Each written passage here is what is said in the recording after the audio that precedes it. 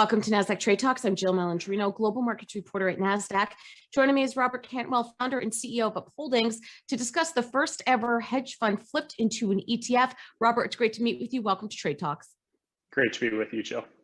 And you launched the Compound Kings ETF in January. What do you focus on within that?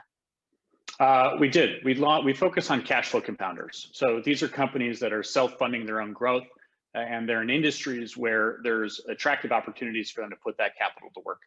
And then ultimately, our final job as investors is to make sure that we're paying the right price for those companies. And Robert, this is the first ever hedge fund flipped into an ETF. Explain to the audience how you managed to do that and what that entailed. Sure. It was a pretty complicated process. I'll share a little bit with you as to why I did it. It began at the end of my time at Everlane when friends were asking me, gosh, are there ways that we can invest in companies like Everlane that are young and growing? And the short answer was no, due to accredited investor rules. And so at the time that I was leaving Everlane, I opened a hedge fund that would create opportunities for my peers to get to invest in a concentrated set of growing businesses with bright futures.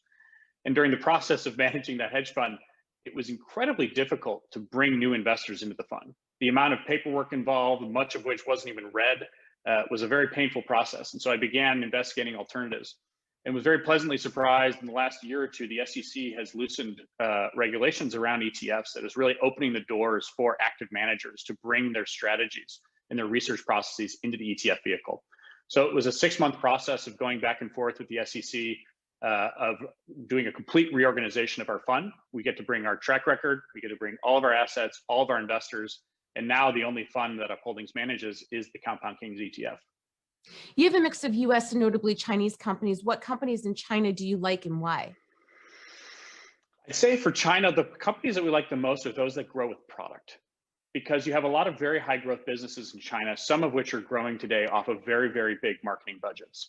And we don't like ever having to make the bet that a company is going to grow its cash flow margins off of scale in marketing.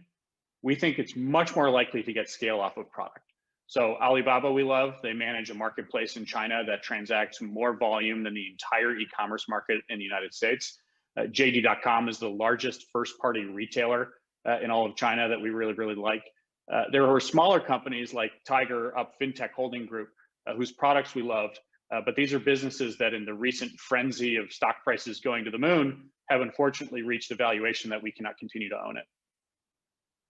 And how do you feel about competing with large institutions like Fidelity and Vanguard as they continue to launch ETFs? What do you make of that? We welcome. We think the more options for investors, the better. The challenge that the really big players have coming into a market like this is that they can't concentrate. We own 25 stocks. About 8 of those stocks comprise about 50% of our entire portfolio. There is no version of the world where Vanguard is going to have 8 stocks comprise the trillions that it has under management. So they have a size issue coming at this. I do think you're going to see other upstarts like myself coming at it from new angles or new places that are likely to have a new way of offering it. I'm a little skeptical that the big guys are going to be the best at bringing actively managed product to the marketplace. And what's your sense of the markets this year with vaccines rolling out and the effects of COVID-19 starting to ease up? How is that affecting your investment strategy for the year?